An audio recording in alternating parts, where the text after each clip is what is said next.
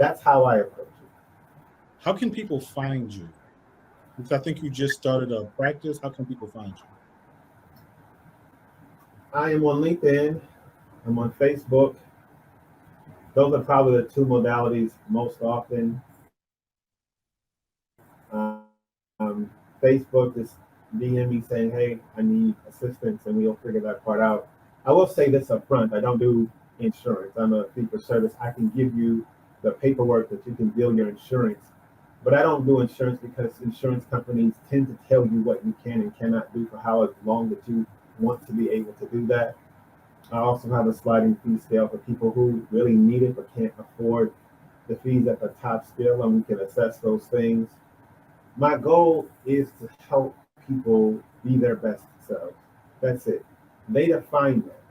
Now, I will challenge their definition, whether or not it's theirs or what somebody else told them that they should be doing. But for the most part, my success is making sure that the goals you set for yourself, you actually achieve. Do you have a specialty? Do you have an age range? Or is it just all over the I, place? I'd rather work with children who are aware, meaning 9, 10, 11. I guess the youngest I want to go to. I've worked with kids as young as 4, but at that age, it's more interpreting what certain things mean or silences or face. I don't want to have to rely on nonverbal communication to do my job. Okay. In terms of adults, it doesn't necessarily matter. I've worked with seniors.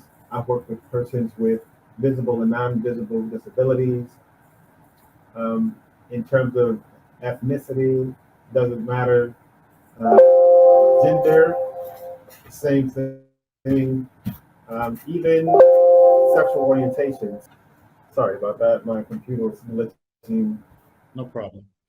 Go Yeah, ahead. my background is in functional family therapy, cognitive behavioral therapy, acceptance and commitment therapy, and then it's a hodgepodge of different things that actually just make sense over the last 20 years of actually doing the work. So, is there a specific mode of therapy that I do? I don't. I do what actually works for the person that's sitting in front of me. How long total? So somebody wants to get into this. How long total were you in school outside of high school? So it depends. If you're doing straight social work, it's 4 years of undergrad and then it's a year of a graduate program. So it's Okay. pretty simple. The harder part is the licensing part of it. So it has to be anywhere between 2,000 and 4,000 hours of supervision, and then you can sit for your exam. Okay. For my pathway, because I didn't get an undergrad in social work, I had to have a 2 year master's program, and then the same number of hours for supervision and licensing. I was, I would say, blessed that every license exam that I've taken, I passed in the first time. But those exams are expensive, and if you don't pass, you got to pay. So I never had to do it more than once. So I'm thankful for that.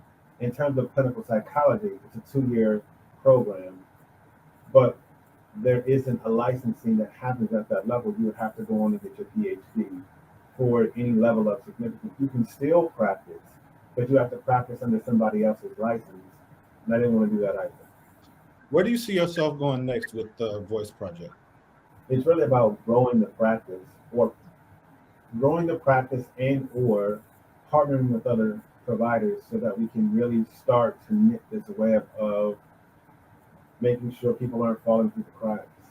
There are persons that I've being told who are also licensed and are persons of color or who are allies in this work that I want to work with because I think that we can do great work together. So it's about finding those relationships in which we can be mutually beneficial for one another. So how can they find you? Like what you said, you're on those two mediums. Is it just under your name, or how do they find you? It's under Corey Johnson. Yeah. On Okay. Facebook, it's under James Johnson. You can look up the Voice Project on LinkedIn. And I believe I'm still working out another platform or website too to build that. I'm working with my twin on that. And hopefully I'll be back on this platform when that stuff is finished and we can have other conversations about additional topics as it relates to mental health, BIPOC communities, Veterans Affairs, the school system, because I've worked in all of those systems as well. So pretty much you can work in the school system, the VA, just across the board, and you're looking for 9 and up, correct? Nine, what? I'm sorry. 9 and up, like that's the age range. I am uh, nine and up, but no buts. Nine and up. Because, like I said, I want people who understand culpability.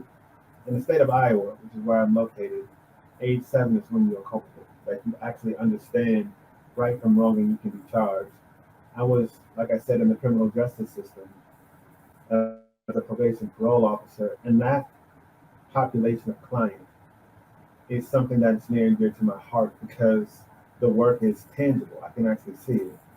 And Veterans Affairs is me working with the homeless population and caregivers of veterans with a variety of disabilities.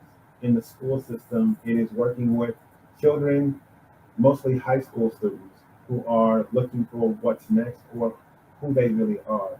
Most of these individuals happen to be in neighborhoods that are depressed, that don't have a lot of resources, that are looking for a model of what success could be outside of certain negative stereotypes that often get us caught up. So it's really about making sure that the work that I do is about modeling. Like you can do something different. It also is about challenging. Challenging doesn't have to be hurt filled, it can be grace filled. Why are you doing what you're doing? If I'm questioning you, it's because I see you. That means you're visible and you're relevant. When I was coaching basketball, it's the same thing. How do I make sure that I inspire players to be their best selves and play up as opposed to playing at the level of their opponent, which is also most of the time less than who they are as a person. So all those things kind of coalesce into how I approach the work that I do. Okay, I have 2 questions for you. Two questions to wrap this up. Number one, what do you wish you knew when you first started that you know now? I wish I knew who I was. The same thing that I talk to my clients about, I have fallen forward a lot of the times because I was humble enough to know what I didn't know. But I was always looking for somebody else to validate who I was and what I was doing, as opposed to understanding who I am and validating myself. So that's the first thing, and that literally permeates everything else. I wish I knew who I was. Last question. This is a newer one. If okay, all things being equal, you could go back to 19 or 20 whenever you decided to go into therapy or this sort of thing. Would you still do it? I would, but I think I would do it in a different capacity. Okay. Because social work can exist in so many different industries, I don't know necessarily if I would have chosen the medical industry. I might have gone to a Google, a Microsoft, or a tech company, or or even gone into sports, where I could actually work with athletes. Now that I've had the experience of what kind of the psyche of athletes has been, I don't know if I would have chosen the medical field. It might have been something that was more industrial than what I do right now. Not to say that I can't get there, but I think that's that and understanding how to leverage technology sooner, getting onto these types of platforms, making sure that I am receptive to newer audiences and how to engage them in more innovative ways. That's what I would have done differently. And that's what I'm doing differently now. Okay. Well, I definitely appreciate your time. Tell people one more time where they can find you if they need help. So you can find me on LinkedIn. You can DM me on Facebook. James Johnson on Facebook, the Voice Project on LinkedIn. If you are aware of my associations, meaning the people who know me, you can always just give me a call. I don't know necessarily if I wanted to be inundated with numbers right now, but if you are connected to Will has my contact information, and I can always be reached that way as well. Um, I do services both in person and virtually, so I use a variety of different platforms. What's something that I'm still trying to work out is how to provide mental health services across state lines that I don't have licenses. Because there's such a push for mental health providers now, it's really important that we make ourselves accessible. But I also have to do that ethically first and following the laws of the land. And that seems like it's shifting sands at this point. Okay. So to wrap this up, I would like to ask each one of you for a favor. On YouTube, I'm FYPM_staffing, and I need to get my numbers up because I have a couple of videos that I could monetize, but I don't have enough followers. So please follow me on YouTube, FYPM_staff. Thank you again, Corey, for coming on. And until next time, we'll see you guys later. Thank you.